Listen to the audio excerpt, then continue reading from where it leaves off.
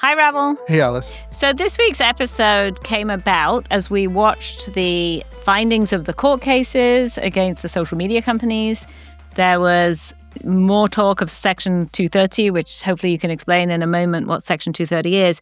And it just became really clear to us that there wasn't really anyone on the other side who was talking about why this might not be a good thing, which doesn't necessarily mean that we support Meta and what they are doing. Yeah, we have had a situation where it felt like there was a debate between the people, society, the government, and a few large social media companies. And so these companies, TikTok, YouTube, Meta with Instagram mostly, and Snapchat, these companies have been engaging in things that feel like abuses of power, feel like not caring for the users.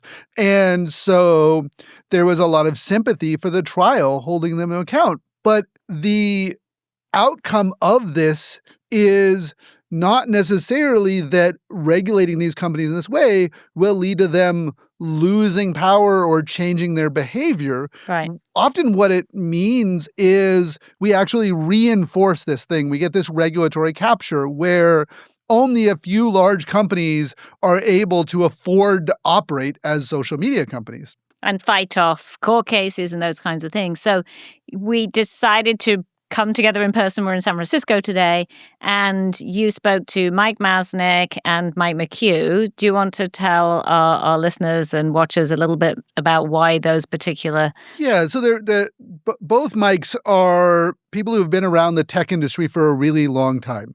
Mike Masnick is a journalist who has a website, Tech Dirt, and a podcast about moderation and helps basically is a leader in the world of trust and safety and is on the board of Blue Sky. And he's someone who's been advocating for using internet protocols and using open source and using the internet as a counterbalance to the power and abuses of social media companies.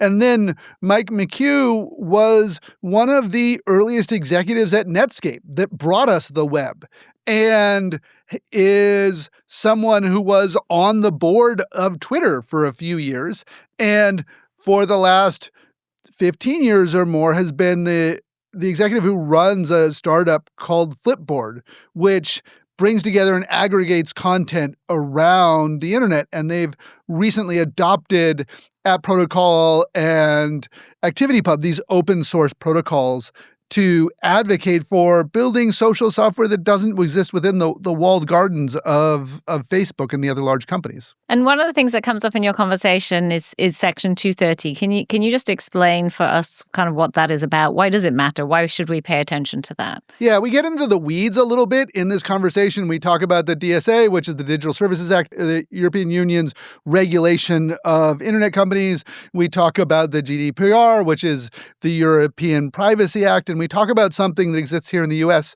called Section 230. And Section 230 is the subsection of the copyright law that regulated the internet that said that internet companies can make decisions about what algorithms, what content they allow, what content they don't allow, what content they promote, and that they are not liable for all the content when they do that. And it doesn't prevent lawsuits from happening, but it lets companies very quickly and cheaply get around having to do expensive, long lawsuits to defend First Amendment rights. And so with Section 230, there's a lot of controversy. They say that the problems with social media companies is that they have Section 230, they have legal protections. And the concern and what Mike talks about in this episode is that even when we get rid of this Section 230, it won't get rid of the First Amendment rights of these companies to make decisions about what content they host and what algorithms. But what it will do is mean that it costs tens of millions of dollars to defend yourself against these lawsuits that will put all of the small players, people running open source software, or even companies like Blue Sky out of business because they can't afford to defend themselves. And so we have a kind of regulation through sort of civil law and lawsuits. And that, even though people are like, stick it to the big companies, what we talk about in this podcast is the way in which the regulations that we're hearing proposed now actually create a moat, create a defensible barrier by which no company is able to compete against TikTok and YouTube and Snap and Instagram. Unintended consequences. And obviously, as we are launching Divine, that is so pertinent to us. And so we're watching this space. Well, let's take a listen to the episode. Welcome to revolution.social. I am really excited today to have Mike Masnick and Mike McHugh. So for folks who don't know, I'm Rabble. I was part of the original engineering team that created Twitter, and I have recently relaunched Vine as divine.video, bringing back AI-free short-form video of 6-second loops. And we've got Mike McHugh, who is a longtime Silicon Valley executive, former board member of Twitter, CEO and founder of Flipboard, recently launched Surf, which is a new social media app, host of .social, and generally someone who's been around in building the open internet for a really long time. And we have Mike Masnick, who is the person who's probably most responsible for this movement from centralized platforms to decentralized ones with his paper about protocols, not platforms, an algorithmic approach to free speech, editor of Tech Dirt, on the board of Blue Sky, and an amazing advocate for an open internet for all of us. So both of you guys, both Mikes, welcome so much. Thank you for having us. Yeah, always good to talk about this stuff.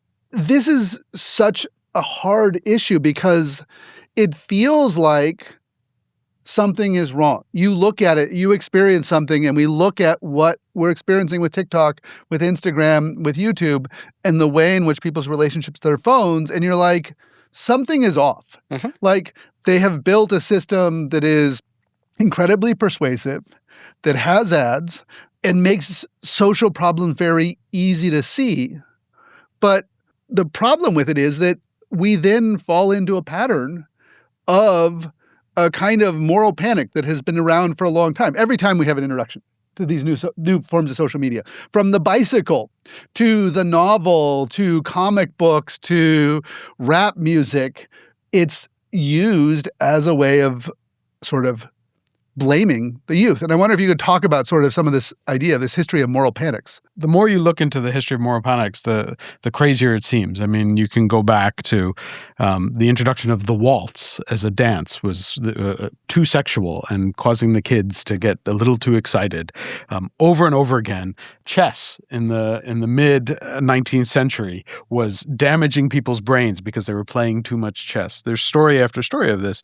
What I think is important is to not overreact in either direction, right? Yeah. I think there's an overreaction right now to social media and the nature of like the really popular sites, TikTok and Instagram and whatever.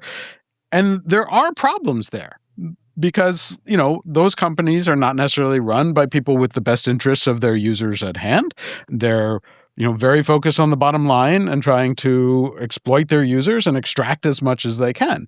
The question is like, how do you separate that out from the underlying technology, which is enabling communication, community building, all sorts of useful things that we actually have plenty of evidence has been really valuable in the past, and separate out like, there are some companies that are doing things that are problematic with the underlying technology. And the moral panic sort of crushes all of that together and says there's some bad stuff happening on these platforms, and therefore it must be this concept of social media or smartphones or whatever it might be, and therefore we need to attack that, as opposed to actually getting at whatever specific and often very nuanced underlying problem there is.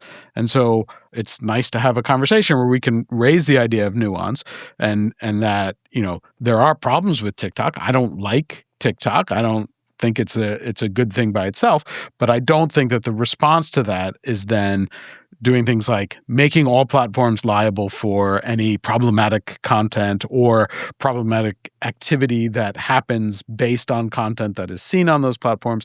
That leads to a whole bunch of other downstream problems, which doesn't actually help solve the real issues here. And so it's difficult to have that conversation and thread the needle where people don't jump immediately to ban the whole thing or ban kids from it or, if anything bad happens by anyone who is using Facebook, that we should be able to sue Facebook out of existence, because that creates a whole bunch of downstream problems. Hey, just a quick interruption to ask you to follow revolution.social on your podcast app or YouTube. And if you're already following us, please rate and review it. And tell a friend about the show. It's how we get a bigger audience and how we can sustain this. Thank you so much. Yeah, and we had this sort of idea that I think it's a reaction to this idea, this utopian idea that the internet will set us free and the internet will solve all sorts of problems. And if we just put people online, then all of a sudden the problems of bigotry and systemic inequality and capitalism itself will disappear. And we got new communication tools. We got massively different technology, but we didn't get necessarily a different economic, political, or social system. You were there when you introduced the web browser. You were part of Netscape and that sort of really utopian moment. I wonder if you could talk about that and where you're going now with work, because you were one of the Netscape executives. What was so wonderful about the internet is that, and the web, is that it decentralized AOL, which was the main way people were online. And AOL did a lot of cool things. And there was CompuServe and a couple of others. But similar to the social media platforms we see today, these companies were 100% in control of everything online. And that's kind of hard to get your head around. But like if you wanted to email someone, they had to be on the same service. You wanted to email someone on AOL, they had to also be using AOL. And they decided whether or not the email would be delivered. They could delete the email. That's right. They decided whether or not you were allowed to have an account. Exactly. And if you had an idea for a business that you wanted to put online, you had to cut a business development deal with AOL. Otherwise, you were not online. And so they were kind of the kingmakers for any new online business. This was obviously a significant problem. And what happened with the web was we created open protocols that allowed anyone to build an online presence and connect it to other online presences. And at first, that was a very clunky world and hard for people to understand. Like you had to download a browser and there was this stuff like you had to type in HTTPS and people were like, what is this whole @ sign thing? But over time, the power of what people made and all this, the innovation was decentralized. So people started creating all sorts of things that AOL never even thought of, let alone had funding to even build. And so before you knew it, the web was way better than AOL. And Netscape as a product really helped create an easy-to-use way to discover all these amazing websites that were out there. And so I've seen the power of decentralizing a major, company or set of companies from the early days of the web revolution back in like the mid-90s. And it was awesome to see. And it led to so many good things. That said, it also, the internet and technology in general is a amplifier. Yeah. So good things and bad things are amplified.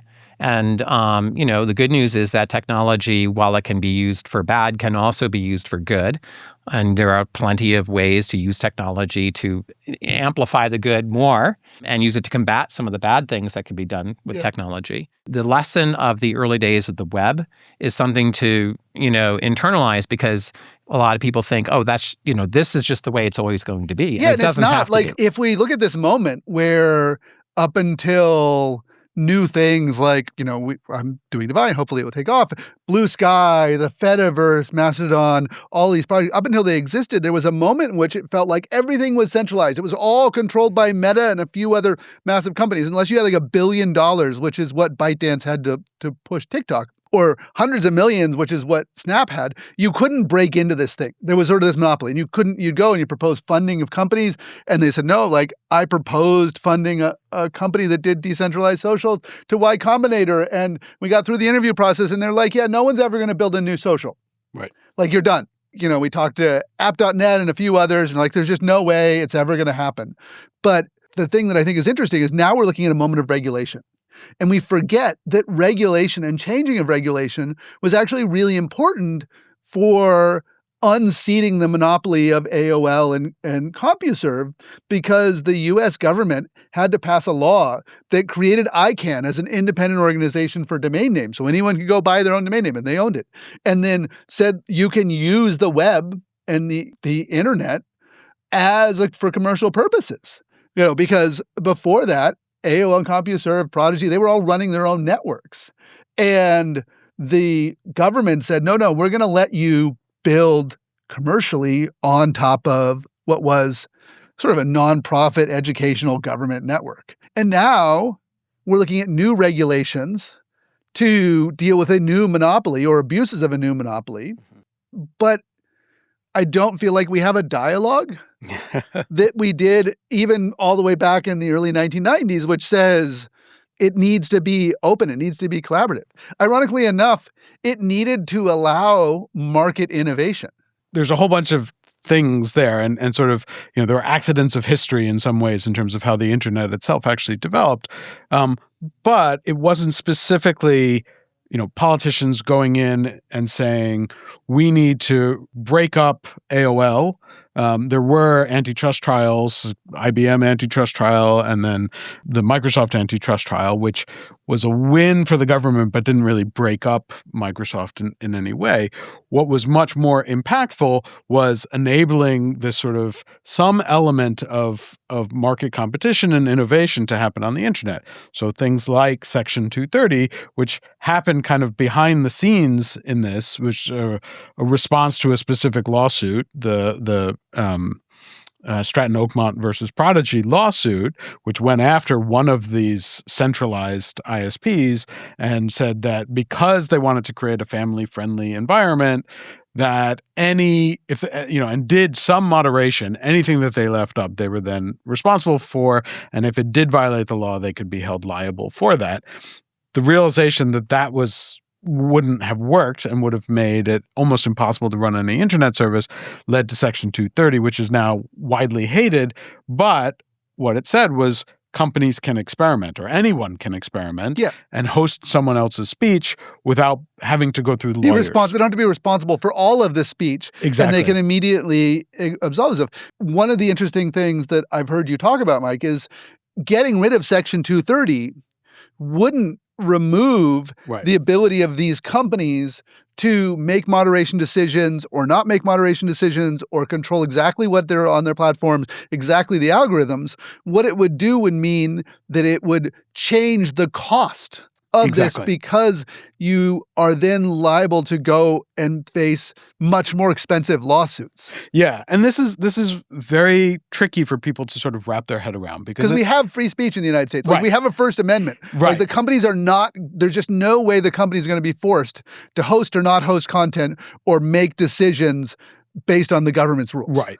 And while this is disputed in certain courts, and it's still a little bit up for discussion, for the most part, if you look at the history of sort of First Amendment law in the United States and how it applies, these companies have an editorial First Amendment protected right to determine what is allowed and what is not allowed on their platform.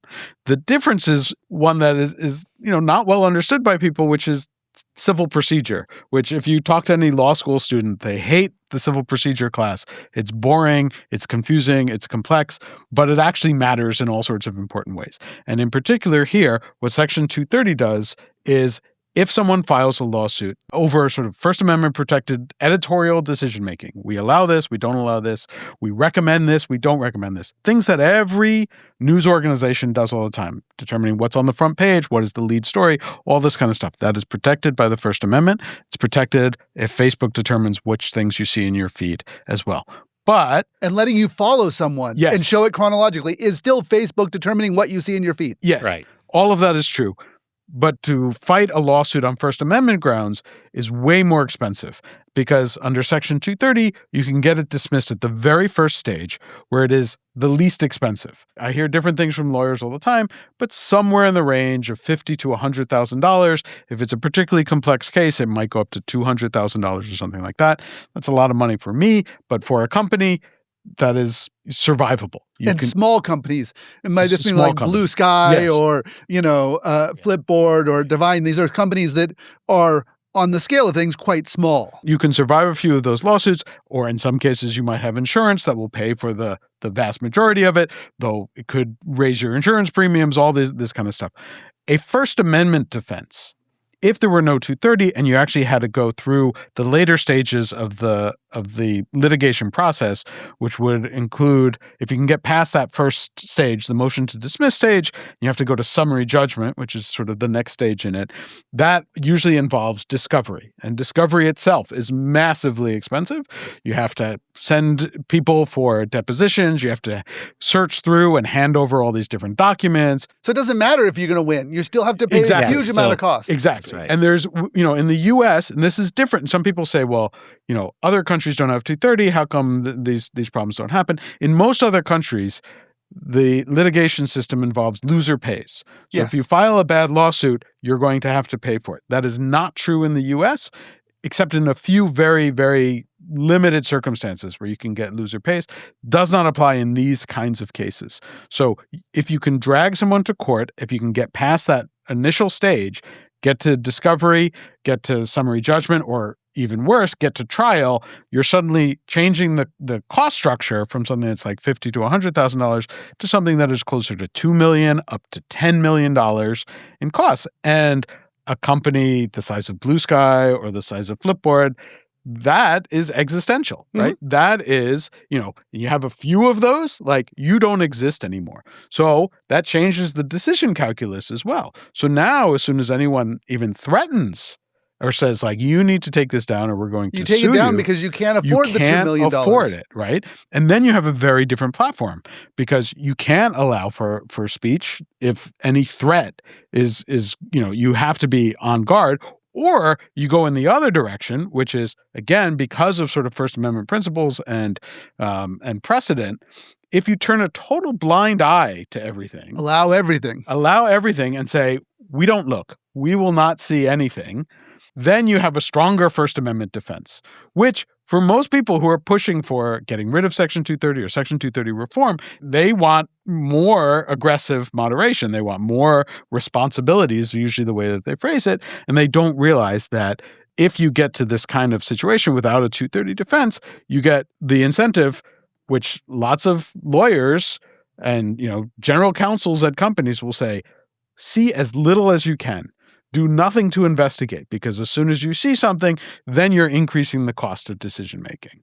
And so the end result of these things would be, realistically, that the big companies with the big bank accounts and the buildings full of lawyers who can handle this, they get more power.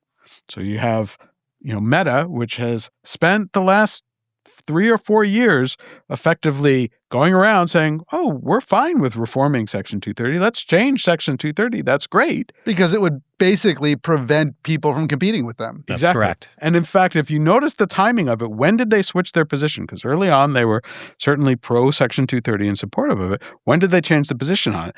They changed basically just as TikTok suddenly became successful, and they realized that they were no longer really the dominant player. Yep. As Facebook blew, where, the traditional Facebook started to lose users and started to suffer. Suddenly, Meta changed their position on it and said, we're open to these reforms, knowing that the people who would be harmed much more are the next upstart competitors. Yeah. It locks them in.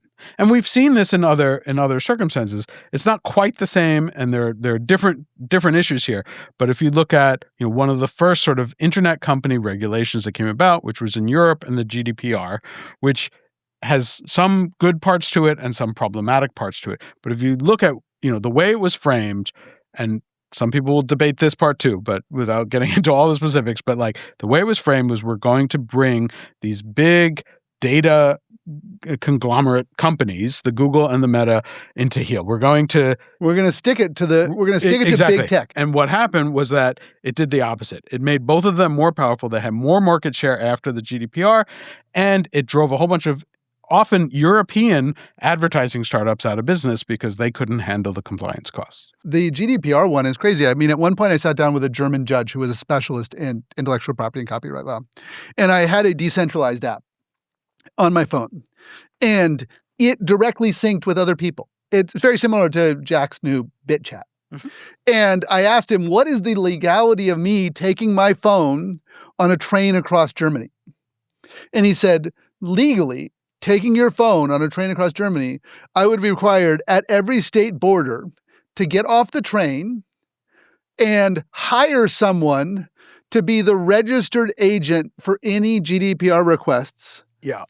for anyone who happens to have data that's synced to my phone while I was in that state. And then when I got to the next state border, I would be required to do it because they had no conception of the difference between a decentralized network that runs on your phone and a data center.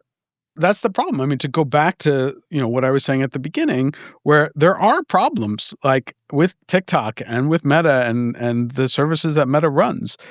But the problem is in the centralization and the power of those companies and the fact that there's, one decision maker who can decide what different people can see, what is advertised, what is promoted. And all of the systems, all of the sort of regulatory approaches are built on this idea that that is the only possible way of having social media, that there is a centralized thing. So therefore, we have to regulate all these things as if there's just a centralized point of control that we can then, turn the knobs and force them to turn the knobs in the way that we want. And there's no conception of a decentralized system. Or an open source system that does not have a company behind it. Exactly. Right. And so everything is based on sort of trying to regulate that way without realizing that it effectively makes it impossible to run a service like this legally. And sort of what everyone is relying on, which seems very risky, is selective enforcement. Exactly. Like, oh, well, they really only care about TikTok and Facebook, so they'll let the Mastodon server slide. Until there's a post on that server that some attorney general or some other person doesn't like, all of a sudden they're using these systems to post, say they're organizing ICE protests, or say it's a trans community that's talking to itself. And they're like, I don't like that these trans kids in Texas are talking to each other. And then all of a sudden it becomes very easy to enforce these laws that weren't enforced otherwise. And this is not theoretical, right? There are actual examples of this happening. And I think one example is the one time that we have modified Section 230 was with this law FOSTA, which was presented, it was to deal with sex trafficking. Everybody recognizes sex trafficking is a problem. Everybody wants to stop sex trafficking. But this law did not do that. It made things a lot worse for almost everyone, including the police, who have since said over and over again, there were multiple reports of, after FOSTA-SESTA passed, which is depending on the House or Senate version of it, that it made it harder for them to track down actual sex traffickers, that it pushed sex workers off of the internet where they were safer and onto more street protected, corners. Onto street corners. But a bunch of sex workers set up a community for themselves called Twitter, which was a Fediverse, open social instance, which was specifically for their use, and it got shut down by Cloudflare because they realized that they were facing liability under FOSTA. And so you have actual examples of people who tried to build a community, a marginalized group of people who are at risk, under threat, who tried to build a community to help keep them safe. And this law, which was presented supposed to be protecting them, protecting society, adding responsibility and liability to the internet to make these companies act better. It did the reverse, and actually, there have been studies now suggesting it's led to real, significant harm, including multiple deaths.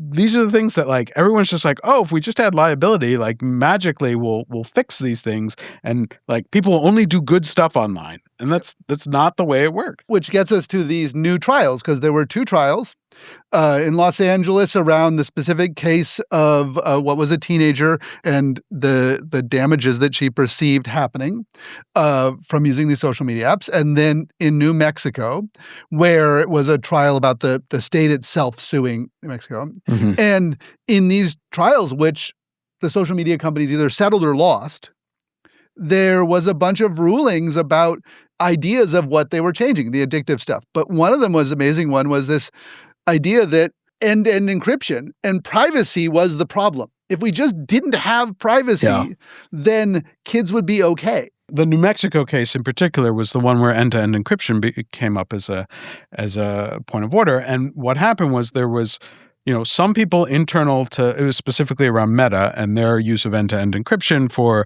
DMs. And there were some people within Meta who said we shouldn't do this because if we have encrypted DMs, it can be used for CSAM, child sexual abuse material, being traded. And we know that that is an issue. where there are encrypted communications, people do use it to share CSAM. There are some tools to deal with that. It is a trickier problem. But end-to-end encrypted DMs, end-to-end encrypted messaging of all kinds is incredibly protective for the vast majority of people who use it. It keeps your communication safe. It keeps it away from companies that are just trying to use it for advertising purposes. It helps protect people who need to be protected. Victims of domestic violence, marginalized groups, children of parents who disagree with, the communities that the children are involved in, all sorts of things.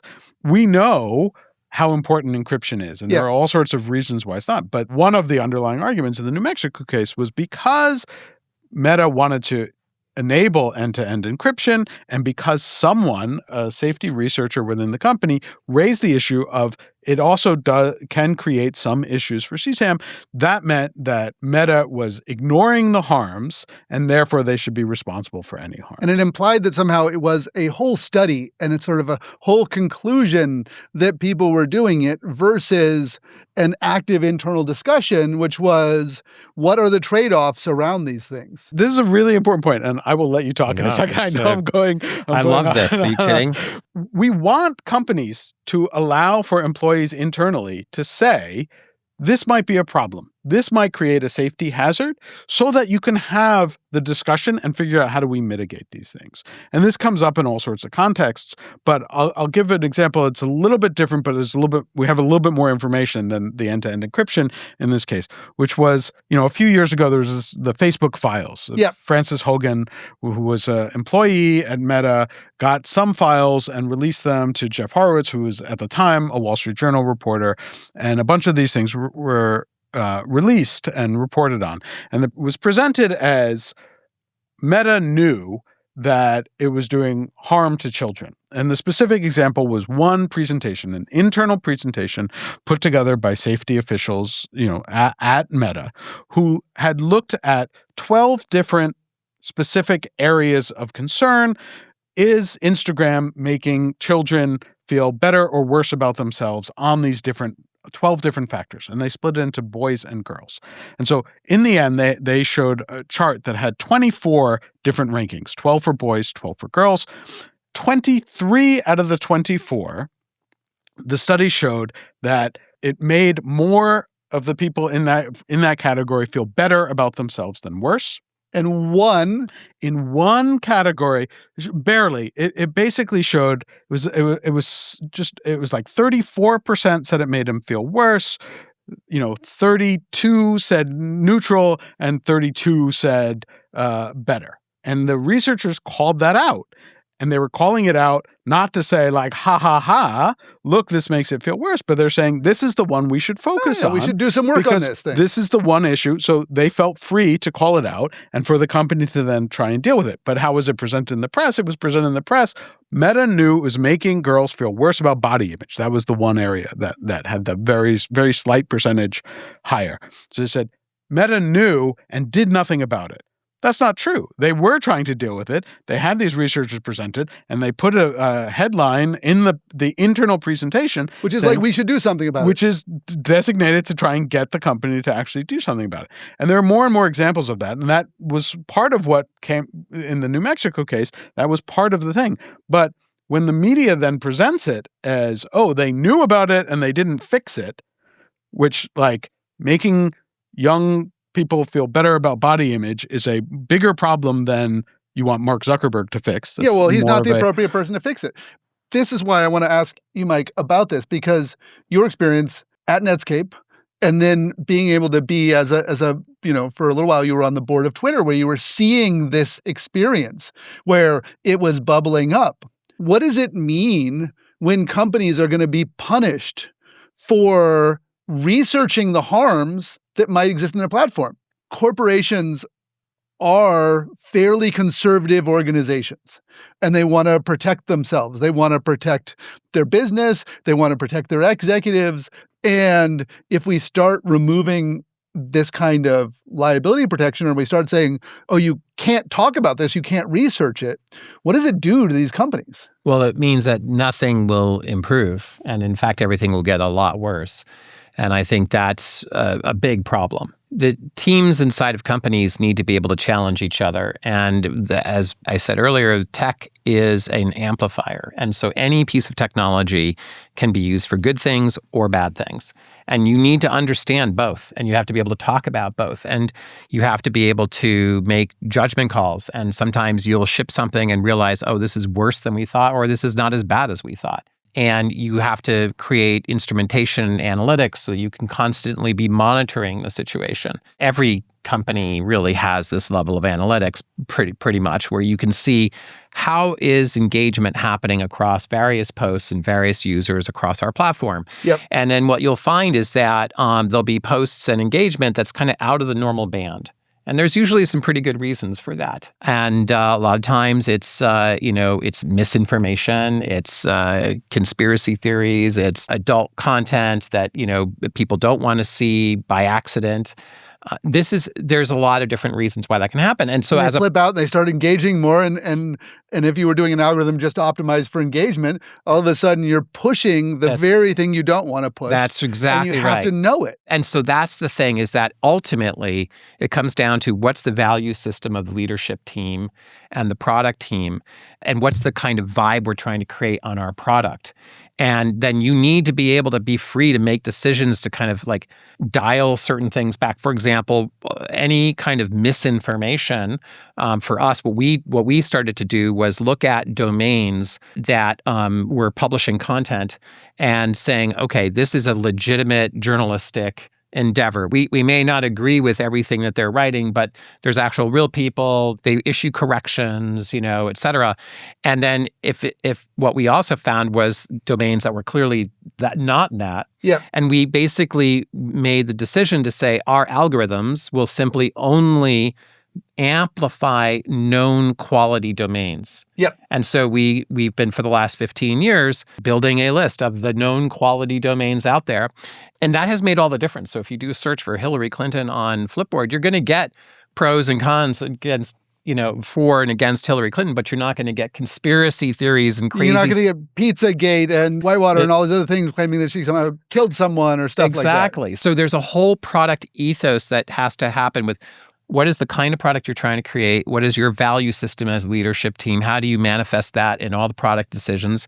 How do the teams, instrument things and then make decisions and debate things so that you get the best results you possibly can? And that's how you create great products. The second you're in a situation where you have to turn a blind eye to certain things, or you can't debate certain things, it will all fall off the rails. And really, I don't know how you build a product in that world. It's very concerning. And I think, again, bigger companies, they could potentially isolate, teams or do things that are incredibly expensive.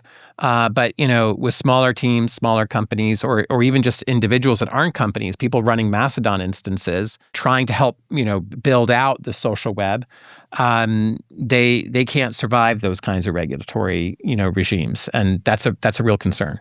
And I think that people don't realize that the system we have of regulation in the West isn't a system by which there's sort of a proactive process that pays for sort of audits of things like that. It's a punitive system. Right. And it's a punitive system through the courts. Just like the wealthier you are, the sooner you pay for bail, the better lawyers you have, the much less likely you are to be convicted.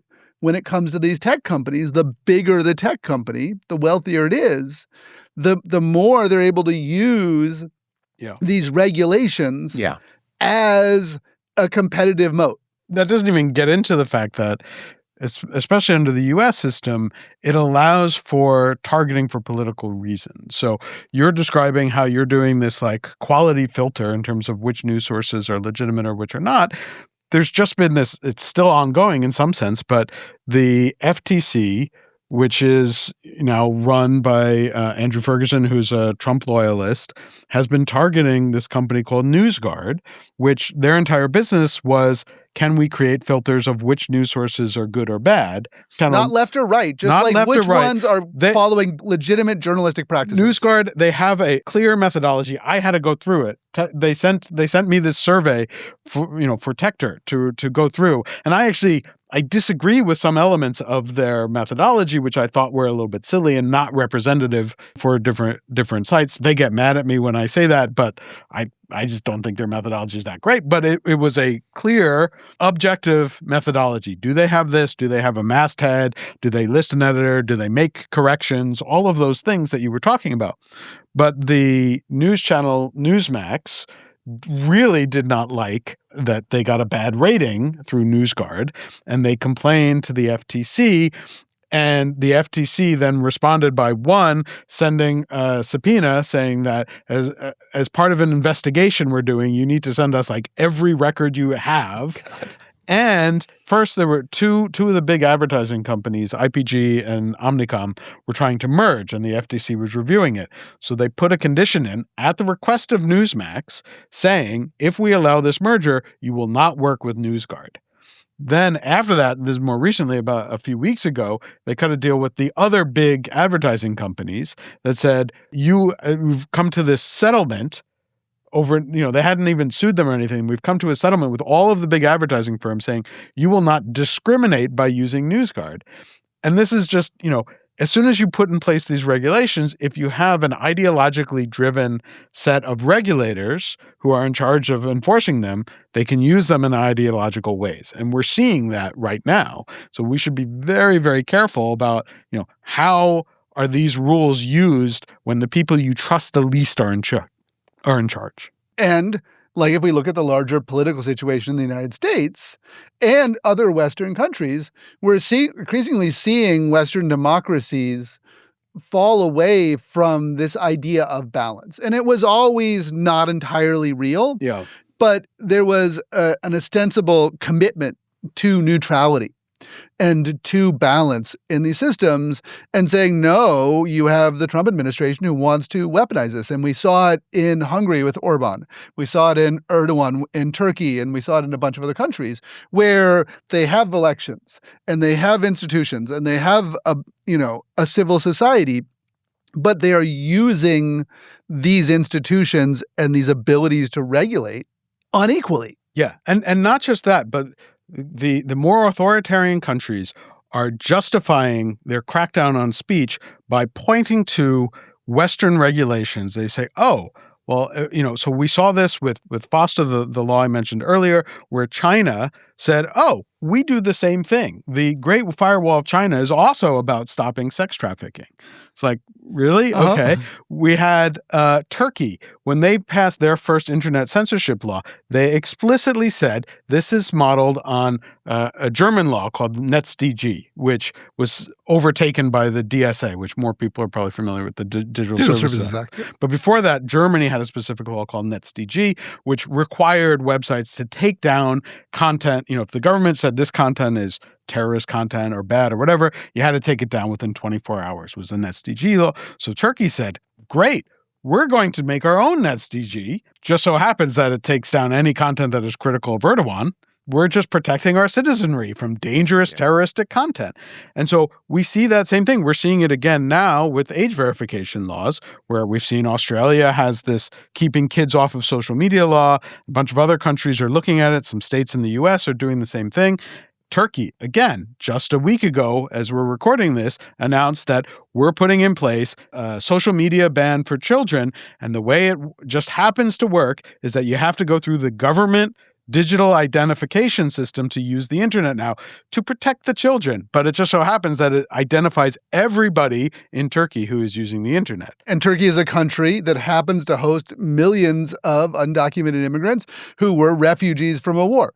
Do those people no longer have the ability to have a voice and actually have internet connections at all or use social media at all? I mean, it's mighty convenient for the Turkish government to say this giant minority of war refugees cannot access the internet and have no voice online. Yeah.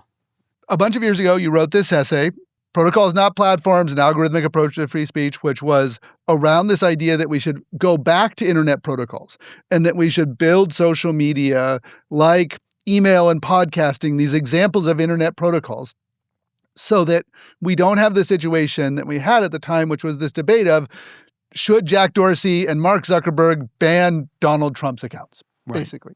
And That essay, though I wrote it before the banning of Donald Trump. But they weren't banned. Like at the time, it was like there is this giant debate and everyone is upset about it.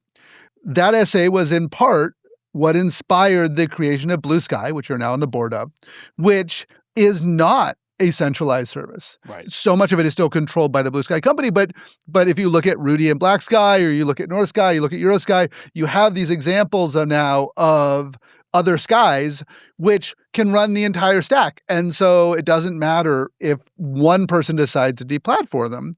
And Mike, you have taken Flipboard, which was based on RSS as an open protocol, and are really embracing the connection of these like two, ActivityPub and App Protocol. We have the technology community who has built some nascent alternatives. And there's a community that's arisen around the Internet Archive with their DWeb camp. And it was a very small group of people, several dozen people who said, I don't think we should have a world in which Facebook and Twitter and TikTok control everything we see. Let's make this like the internet. And now we have some bigger things. We have millions of people using these things. And that's really exciting. And your .social podcast interviews tons of people who do this work. It's amazing. But these lawsuits, this attempt to regulate, this attempt to sort of rein in big tech is threatening it. Absolutely. What does it mean if you're running a Fediverse instance? You guys are running tools, you're cross-posting all these things. And, Flipboard is a very small company and you guys just launched a new app, Surf. How do we advocate for these small players and don't get just crushed? And what do we say for? Like, we need to be for something. First of all, it's so important for people to understand the great harm that can come to all these small players and also instance owners and, tiny, small companies, one-person companies, vibe coding things. All the innovation that could happen could just come to an abrupt end. The second, if Section 230 were to be altered or eliminated, the Trump administration would sue the Mastodon team, the Flipboard team, the Blue Sky team, the Divine team simultaneously. And that's pretty much that. Yeah. You saw it happen already with the 60 Minutes lawsuit. They are very aggressive, and also the NewsGuard lawsuit. This is a very big problem. So first of all, it's super important for everyone to know this is not about big tech. This will harm everyone else except for big tech if you eliminate Section 230 or some of these other kind of regulatory ideas that are out there. So it's so important we figure this out. What do we do instead? To me, I think one of the best regulatory success stories is number portability. A lot of people don't remember or know that, when you had a cell phone and you were on Verizon and you wanted to change to AT&T, you had to give up your phone number. And you had to get everybody lost the phone number. Everybody lost your contact. Exactly. You could not move your phone number. It wasn't your phone number. It wasn't yours. Exactly. And you'd call that same number, a year later, and someone else would pick up the phone. And that's just crazy that was the case. And of course, that meant that, you had to basically stick with a carrier forever unless you were willing to change your phone number. That has obvious problems. Now those users are captured, they're trapped, and those carriers can act and do whatever they want. They can raise rates and you're stuck. And so obviously that was bad. And what was really fantastic was the idea that, look, a simple idea. Yep. You are able to keep your phone number when you switch carriers. Of course, carriers didn't like this. And this, complained it would be the end of the world, the network would collapse and people would get very confused. Yeah. And the cost would rise because it's so expensive for them to provide number portability. Exactly. And so it was such a huge success. And I really think what we need to do here in the social media space is very similar to that. What we need is profile portability. Mm-hmm. Just simply the ability to, if I'm on X and I don't like the environment there, maybe I think the algorithms are too problematic or too addictive, or I don't like the overall vibe, or I'm being abused there, or for whatever reason, I want to leave X. Right now, I'm trapped. I can't go see the posts that other people are making on X anymore, the people I like to follow. I can't see it unless I go there. They have no incentive. There's no power dynamic of incentive to push them to behave better. Exactly. So consumers don't have choice. Developers don't have a way to build an alternative to X because, you have to convince people that they're going to leave everyone that they care about following and never see those posts again to join this other platform. And that's really, really, really, really hard. So what you want is profile portability. In other words, I can go and still see posts from the people I follow on X, even though I'm on Divine or I'm on Flipboard or I'm on Blue Sky. And when you have that, so many things would change. You would be able to create a instantly more open social web. You'd be able to have people have the choice to maybe not have to just leave X. Maybe they want to stay on X sometimes and they want to use Divine other times and they want to use Flipboard other times or other apps that people haven't even been invented yet. But that would unleash a whole new wave of innovation. And really, frankly, it is not okay that a company owns all of my online connections and that I can't use those anywhere else. Like you think of it as your account. Right. You think of it as your account. You think of it as your followers. These are people that follow you. You think of it as your profile. You think of it as your content. And you own the copyright to the content. But all of these apps have licenses where you've licensed them to do whatever they want with it. They have no legal obligation to keep you following the people you're following. They have no obligation to let you come and go. And this was one of the arguments of Substack, which has gotten themselves in a lot of trouble for other reasons of hosting and platforming Nazis. But the argument was that it's your payment processor through Stripe and your email list subscriber, and you can leave. And so people have left. When Substack behaved poorly, there was the ability for newsletter creators, authors, to switch to Ghost, to switch to Beehive, because they had the right to exit. But when you're on TikTok or you're on Instagram, or even Twitter, and you stop liking what they're doing. You're like, oh, I don't like that Elon has optimizing the algorithms. I don't like that there's Grok there. I don't like that they've done nudifying algorithms or Right. whatever. You can leave, but you leave alone. And Right. it's social. And so it's a problem. If you're leaving behind plenty of things. And I think that this sort of ability to exit it doesn't solve all problems, but it does create very strong incentives in a different direction. And the example that I often give is email. And people will point out, I literally just last week had this argument with someone who was saying, well, email is not decentralized. And I said, I don't see how you can claim that. And he says, well, Gmail, so many people use Gmail that it effectively has become centralized. But that's not true. You don't have to use Gmail, and you can communicate with anyone who is on Gmail or anyone else. Or if you use Gmail, you can switch to other providers, and you can switch different pieces of it. You can use your own server and use Gmail as a front end. And most people, there's a huge number of people who use it for their own domain name. So Yes. I own my domain names, and I have a bunch of Gmail accounts, and I use Gmail to host the email on my domain names. But if I decided they were no longer behaving, I can move switch. and I keep my emails because I own the domain name. Right. That's right. And if you look, Gmail has its problems. Yeah. But I would argue that, on the scale of all the different products that Google has, Gmail has been the least shitified, right? It has really, because they have this incentive. They know if they make it really bad and really problematic, you can leave and keep your email, keep your contacts, keep in communication with everyone that you want to communicate with. And therefore, the incentive structure is that they have much less incentive to make it a terrible experience. That's not true of X or of Instagram or of TikTok because they have you. You can leave, but you leave everything behind when you do.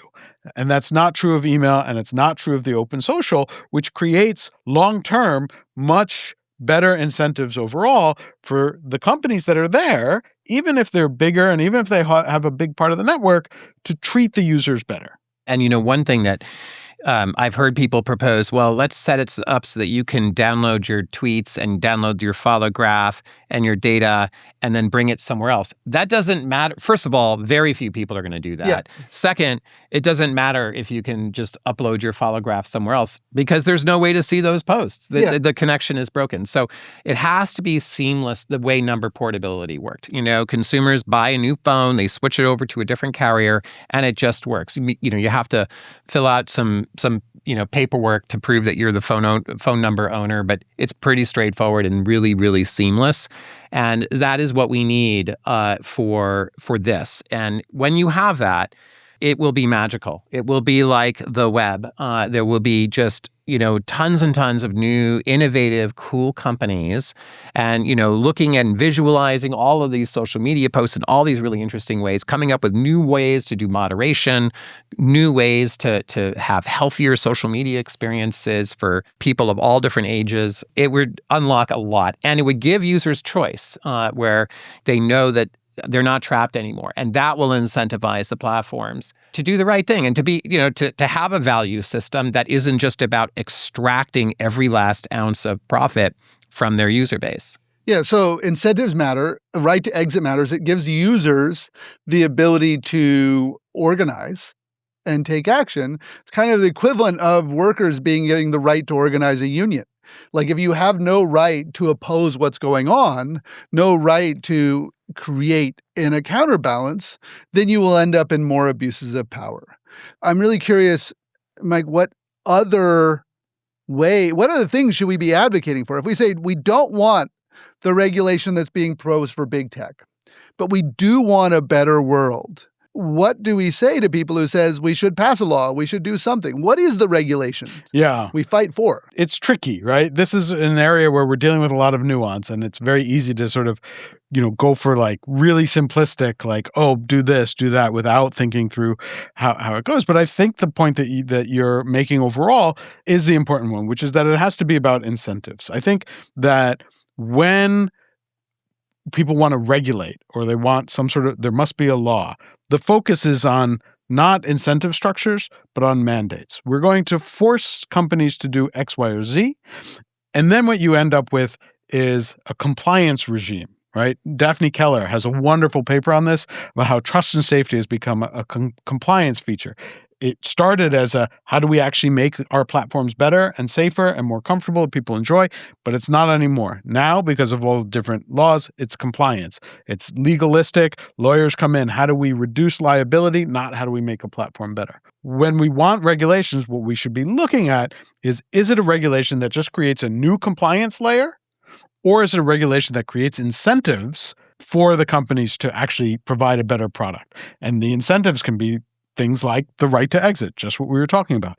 Or I think Section 230 is an example of actually a good incentive structure because it was telling companies, you can experiment to try and figure out how do you make your platform safe. Again, the original impetus behind Section 230 was Prodigy wanting to have a family-friendly environment online. And they wanted the legal right to do it. And they wanted the legal right to do it as long as they had that sort of safe harbor that said you can experiment to figure out how do you make this family-friendly, then you get the end result that you want. It needs to be an incentive structure as opposed to a mandate, because as soon as it becomes a mandate, then you have the lawyers and the compliance people coming in and saying, we need to do X, Y, and Z. And that only gives more power to the big companies, right? Because, Meta and Google, they know how to do compliance. And what really happens too is not only that, but it gives them more control because Meta will face some sort of lawsuit. They'll say, we did A, B, and C to make our site better, to be in compliance. It'll go through the multi-million-dollar lawsuit. It'll come out. They'll make a decision, probably say Meta is fine. They're not violating any law. Then every single company, every small company will say, we have to do exactly what Meta did. They did ABC and they were found to be safe. The only way we're safe is if we follow in their footsteps. And because there's no ability to argue anything else. Exactly. They can't afford it. It's too expensive. And therefore, you're left in the world that Mark Zuckerberg defines. And that is a real problem. So in terms of what we should be doing is figuring out ways to have the incentive structure, not you must do this, you must do that, but rather, how do we give companies incentives to be better? And that right to exit, portability, however you want to put it, is a key part of it. And can we structure laws in a way that gives them good reasons to be good players in the marketplace, as opposed to, it's a sort of carrot or stick kind of argument. Because if it's just the stick, the big companies will always win because they can figure out how to comply in a way that makes sense, that is impossible or way too expensive for small. And a regulatory compliance regime, we've seen it in some countries, some Western democracies, just go completely off the rails. Absolutely. The OSA in the UK with Ofcom as a regulator. Like, it started off as saying, we're concerned about kids seeing porn, and we're concerned about some hate speech. And it has gotten just completely crazy, where now they would go to Wikipedia and they would say, well, we need to verify the IDs and that people are adults to look at Wikipedia articles about reproductive health. Like, they were going to stop people from looking at porn, and they were doing reproductive health. Or this is a big thing actually on the right, where people will say somewhat racist things online. And instead of the normal regulatory thing, which is people get canceled or the account gets removed or something like that, they've actually turned it around and said, okay, well, we're going to just call it a crime. And they're going after, and they're weirdly arresting lots of people for speech. And it's speech I don't like. Like, it's people saying horrible things. But I want to live in a society where people can say horrible things and they face the normal social consequences of saying horrible things. And if you're like, we believe in democracy and we believe in free speech and we believe in a pluralistic society, then you can't just start going after people and start breaking down their doors and arresting them for some stupid Facebook post. It's doing a bunch of things on top of that, where some people are celebrating these kinds of things, but it's turning them into martyrs, and it is not successful in necessarily tamping down like the rise of extreme authoritarian parties. The classic example is Germany, right? Germany has all of these hate speech laws, and you understand why, right? There's a history there that you can say, like, I understand why you're doing this, but they are banging and knocking down doors for people posting jokes online. And what is the party that is on the rise in Germany right now? It's the AfD, which is the far-right extremist party. So it hasn't suddenly made that disappear, right? If anything, it's calling more attention to those parties and saying like, oh. It brings them legitimacy. If they're going and saying we're being persecuted by the state, and the state is doing all these awful things, and people are supporting them with saying off-color Nazi jokes and things like that. And then instead of being like, the posts are removed, or instead of being like their accounts are suspended or things like that, normal trust and safety reactions, all of a sudden the police show up and start persecuting someone. It reinforces the narrative that these parties are facing repression from the state and legitimizes their views. There's a whole bunch of other downstream problems with it. I mean, the NetzDG, which was that first law that was passed in Germany around social media regulation, the very first enforcement action was against a satirical magazine, because people are not able to distinguish between like, oh, that was a joke and that was legitimate hate speech or whatever. And so all of these things, as soon as you're putting in place these sort of rigid rules, it just creates a structure for suppression of speech. It's almost always eventually gets to the point where the powerful use it to oppress the powerless. And, we see that now to some extent in the US where, I mean, I talked about going after NewsGuard already, but you see all these things where the US government currently is using every tool in the box that they have to try to attack speech that they don't like. And part of the argument that they keep making is, oh, well, when the Democrats were in power, they did this, even though they didn't do it to these extremes or these kinds of ways. The FCC right now in the US, Brendan Carr, who runs the FCC, keeps trotting out these tools that were never used or used in very limited fashion in the past and saying, well, you've given me these powers, therefore I must use them. And somehow it only seems to target speech that is supportive of Democrats. I mean, that's the thing that has freaked me out so much is you have all these people on the left, and a lot of blue sky users who are like, the solution to the problem of these people who are bigoted or hateful or do other things is to ban them off the platforms and to ban them. And we need to have regulation on the platforms. We need regulation in the government. We need all of these systems of regulation. And I'm not defending those people's speech, their action, their politics in any way. But what I look at is a system that we have, which is, because of systems of power, inherently conservative. Yeah. And so if you are someone who says the current systems in the world are unjust, the current systems of the world are things we need to change, then you don't want to be advocating for a system by which you are vulnerable to be deplatformed or to be silenced or arrested for the speech that whoever is in power in the government or on these corporations has, because it will hurt people who believe in justice and equality and making the world a better place. We have more work to do. Yes. We need to change the world more. There are so many struggles, and they're going to be multi-generational, and they're going to be complicated, and they're going to be messy. And we need platforms in order to do this. I mean, the byline for this very podcast is we need a social media revolution to make revolution possible. And if we engage in the regulation around this stuff that says, let's solve it just by silencing the speech and like deplatforming and putting regulations and making it very expensive to run these platforms, it doesn't stop that sort of fringe right that wants to make things more conservative. It stops the huge number of people who are like, no, this is bad. We need to stop these ICE protests, and we need to not be putting kids in cages, and we need to be able to have the right to abortion, and trans people need to be able to feel safe going out in public. That's who gets hurt. The simplest way of thinking about it is how centralized is the power? Because the more centralized the power, the more it will be abused at some point or another.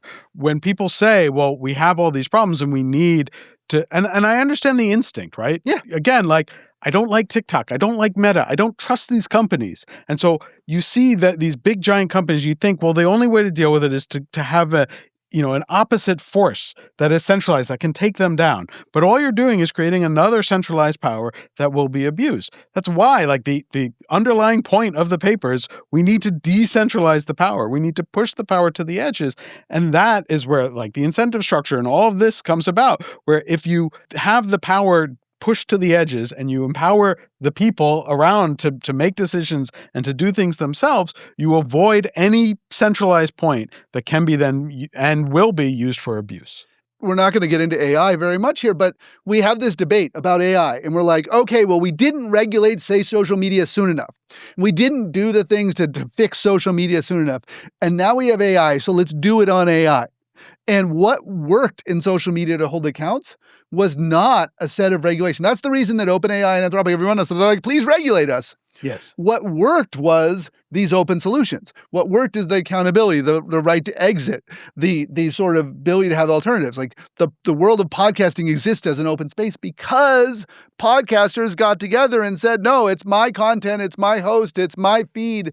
You can view it in many apps, but you aren't all stuck in Spotify or you aren't all stuck in Apple Podcast. So if we look at that in the world of AI and we say, let's regulate it, let's control it because we're worried about it, then you get a world that doesn't allow open source AI. Yes. Then you get a world that doesn't allow you to run your own AI. You get a world that doesn't allow you to run any AI that doesn't have the safeguards. And so then we're in a world where we're just like, okay, let's trust Sam Altman to make the decisions for how this is going to get used, instead of a world in which says, look, the real power accountability is reducing the centralized power of these few massive AI companies. Yeah, and if you look at the AI companies, they recognize the fact that they don't really have a moat, right? They're in this constant race, and there are multiple competitors that keep getting better and better and better.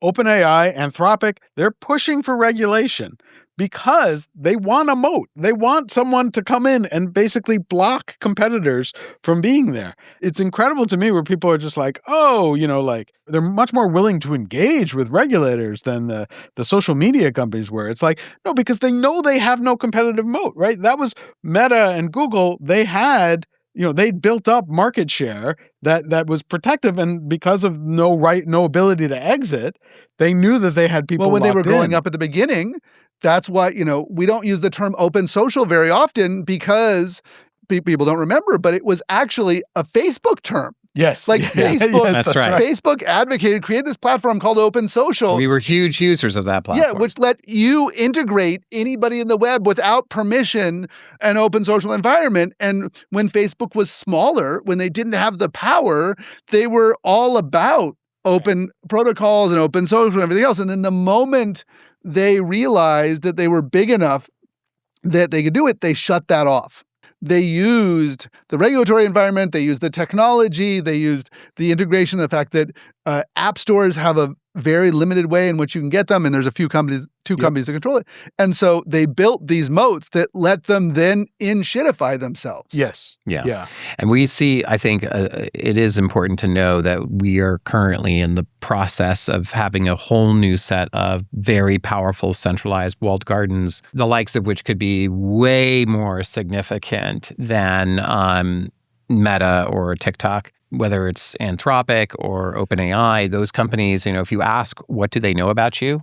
Everything. Dude, it's insane what they know about you. And ask them what your biggest insecurity is. I'll give that a shot. It will scare you. Yeah, exactly. That's a great one. It is absolutely mind-blowing how much information they have on people, and also how much they've sucked content away from all these individual content creators, programmers, open source libraries that is just being repurposed in all of these different ways that are creating massive companies with incredible power. So if we don't now enable a way for lots of smaller LLMs and specialized, especially trained AI systems that are tied to, like, for example, a creator's own content. Like if I have a website that does amazing reviews for, let's say, backpacking gear or something, and I've built that website over 20 years, I have incredible reviewers, and we write just awesome reviews. I should be able to use AI to like front end that stuff to have it be relevant for people who are using agents or chatbots or develop vibe coding apps, to be able to have that the content that I've paid to create and hired journalists to make, to have it get out there in a managed, controlled way where I can actually generate, revenue from that, and not just have it stolen by one of these giant companies. And there's nothing I can do about it. What am I going to do? Sue OpenAI? I'm not the New York people Times. did. The authors sued. They won. And and the companies were like, oh, here's a couple $1,000. It's like, right. They're like, we have so much money, it doesn't matter. But the funny thing is, we have regulatory examples of this in the past. Cable companies had to tear up the streets to put down cables. Telephone companies had to run lines through public facilities. Radio stations and TV stations had to use public airways to broadcast. What you need to do to have the AI, it only works if you have all of humanity's knowledge. So why do we let companies privatize it? Right. It is a challenging moment, but like we're in this moment right now where the tools can be used in an empowering way. Absolutely. And that's where the challenge is like, there's questions of how sustainable that is. Will these companies last? Will they be able to have business models that make sense? But like right now, what these tools are enabling is a way for more people to take power away from big companies. I mean, I've talked about this a few times where I've been building more and more tools that allow me to stop using big centralized tech tools to get content and data. And I've been relying on various Google products for a while, and I'm using them less and less because I've built entirely hosted by myself tools, thanks to AI enabling me to run and build, internal tools that are just for myself. And now, as we mentioned, the sort of open and local AI models are getting better and better. Right. They're not as good as the frontier models. Yeah, but they're like 6 months behind. It's amazing. And they can be better if they're trained on specialized content. Yeah. Right. So if they're trained on like the gear review stuff, that in that example, that can actually be better than any big giant model, right? And run more efficiently. So the question is, how do we replicate the moment at which the web beat AOL and CompuServe? Right. Instead of being afraid of the moment in which Facebook controlled things. Right. How do we look at the moments in the history where we were able to go from very centralized authoritarian systems of communication to much more open ones? Because this cycle has happened. And how do we, in these regulations and saying, yes, there's abuses, yes, there's problems, yes, we need to talk about AI, not in a way that is just going to reinforce unequal power systems. There needs to be a level set around, again, all technology can be used for good or bad. Social media can be good or bad. Same thing with AI. And so what you really want is a decentralized power system where people are empowered with these technologies. Social media can be incredibly helpful and should not be taken away from people.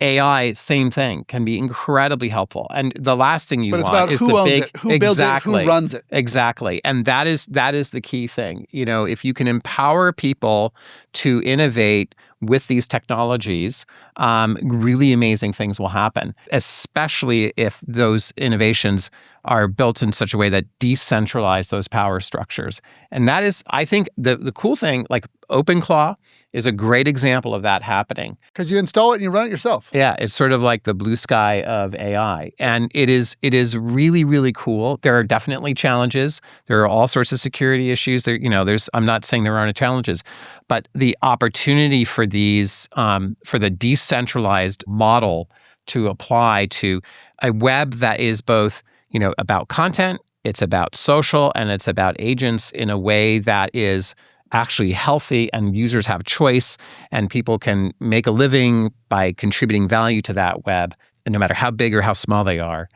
I think that there is a real opportunity for that kind of web to form. There's a moment now, and there's a small window of opportunity to empower users in a way that is really about empowering them, not about empowering companies. Totally. And I do think there is an element of what worked in the last round.